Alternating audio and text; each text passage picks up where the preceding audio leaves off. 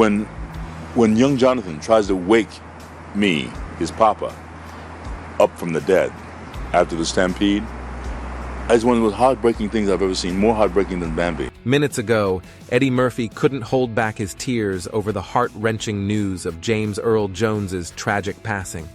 To Murphy, Jones was more than just a fellow actor. He was a guiding light in the tumultuous realm of Hollywood, a mentor whose influence shone as brightly as the stars above. What happens now when our guiding stars blink out? Tune in to explore how their spirit continues to guide us, even in their absence. The strange beginnings of James Earl Jones. Eddie Murphy found himself overcome with emotion as news of James Earl Jones's death spread. Murphy admired Jones deeply and felt a profound sense of loss, akin to losing a beacon of guidance. As he looked up at the night sky, the stars seemed to hold the memories of great leaders past, their legacies shining down with clarity and purpose. The night seemed to hold the essence of these influential figures, compelling Murphy to imagine wiping away the traces of their legacies from the heavens, preserving their clarity. As Eddie Murphy gazed up at the night sky, the wind seemed to carry James Earl Jones's voice. Yes, you heard it right. James Earl Jones, the legendary actor known for his roles in both movies and on stage, has passed away. And if you thought his deep, unforgettable voice was the only thing that made him special, think again. This story is going to take us through a powerful journey, with moments as intense as fireworks lighting up the night sky. He was born on January 17, 1931, in a small town called Arab in Butler, Mississippi. Not long after he was born, his family moved to Michigan. There, he grew up on a farm with his grandparents. His father, Robert Earl Jones, was a boxer and actor, but he left the family early on, so he didn't really get to know him. Life in Michigan wasn't easy for him. He had a stutter that made speaking hard, and that was a big challenge for him. But instead of letting these difficulties hold him back, they made him stronger. Life on the farm came with both simple pleasures and tough lessons, like the taste of clay he found near the Mississippi riverbanks, or eating shamrock with a little bit of salt for flavor. Even with all the hardships, his childhood was far from ordinary. He had many small memories that stayed with him, coming back to him at random times, maybe during a sleepless night or while exercising on a treadmill. These little moments, no matter how small, shaped his early years and became important parts of who he was. They left a mark on him, influencing his unique voice and strong presence. Imagine a young boy struggling with a severe stutter. He couldn't get a clear sentence out, feeling trapped in his own silent world. It's hard to believe, but this same boy would later become famous for his smooth and comforting voice, heard by millions. From the age of 6 to 14, he lived in this silent cage, unable to share his thoughts or feelings with others. But things started to change when he turned 14.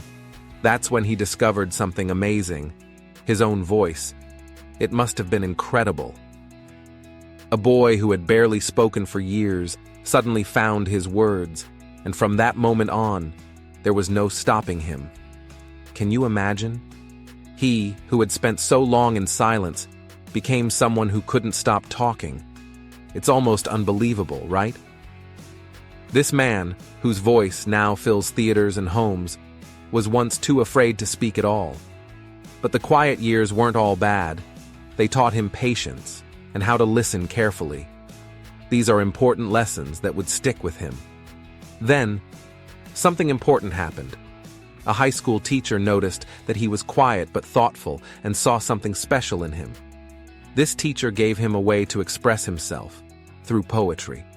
Slowly, through the rhythm and words of poetry, he began to let go of his fears.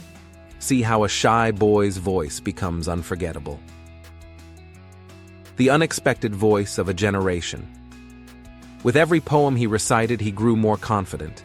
Little by little, he started to come out of his shell, changing from a shy boy into a man whose voice could grab the attention of anyone in the room. But here's the surprising part. The world wasn't ready for the new him. People who once overlooked him now couldn't ignore him. His voice, once hidden, was now something people couldn't forget. But this wasn't the most surprising part. Even he sometimes finds it hard to believe that the voice he was so scared to use has become one of the most well-known and beloved voices in the world. He had always struggled with a stutter, so he was just happy to speak clearly. As time passed, he found himself at the University of Michigan. At first, he thought he'd become a doctor and save lives, but soon he was pulled into a different world, the world of acting. The excitement and thrill of the stage grabbed his attention, and before long, he was fully involved in the world of theater. We all have moments when we discover what we truly love, and for him, that moment came when he started performing. He had a special way of holding the audience's attention, pulling them in with his powerful presence on stage. He didn't worry too much about whether people liked him or not. What mattered most to him was expressing himself through his performances. He was naturally talented, and it wasn't long before others noticed his skills too.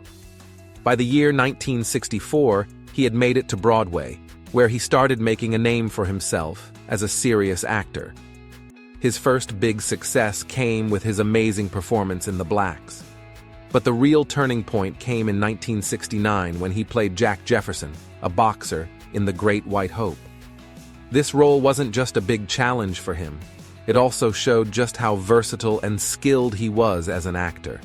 He received a lot of praise for his work and even won a Tony Award.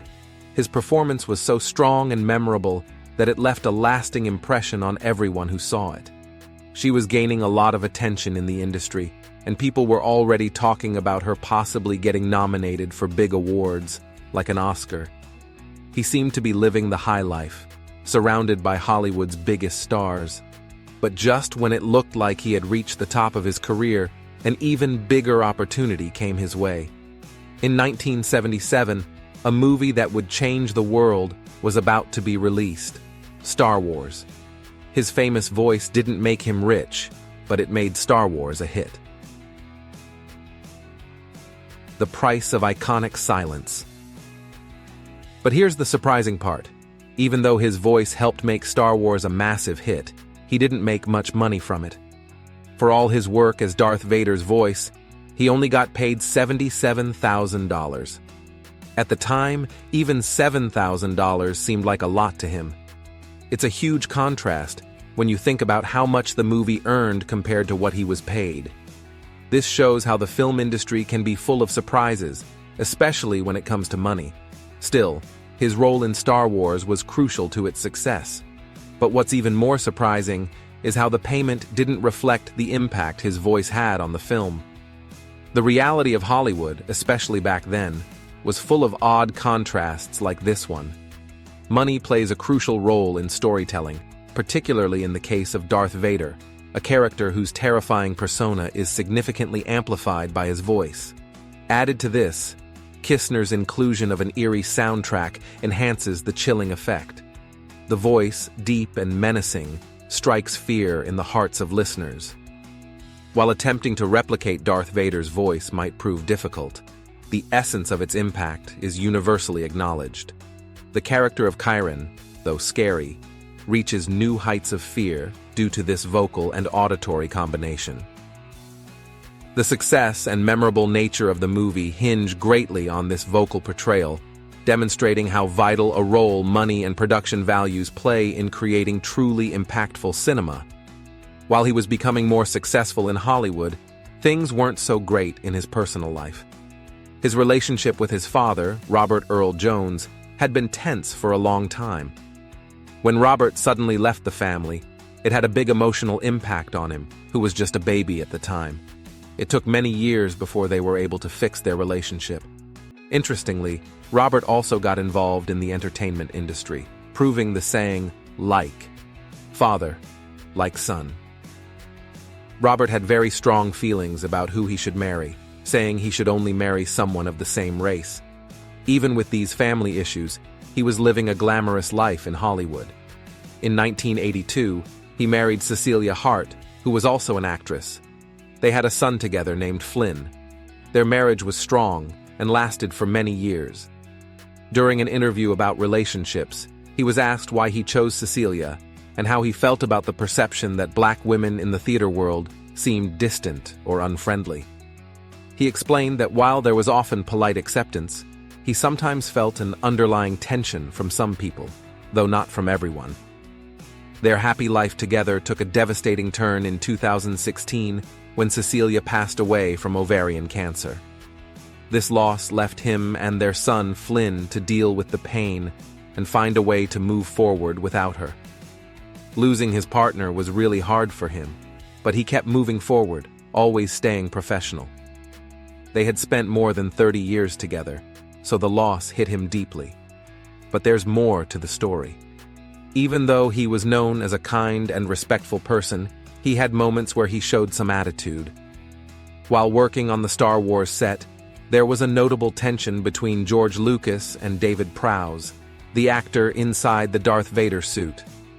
Prowse had aspirations to both act and provide the voice for Vader, a desire that shifted once Lucas heard his voice.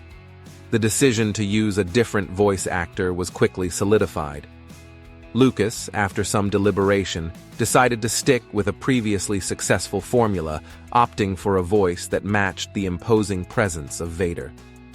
At the time, some believed that the character of Darth Vader could be given additional depth and emotional layers.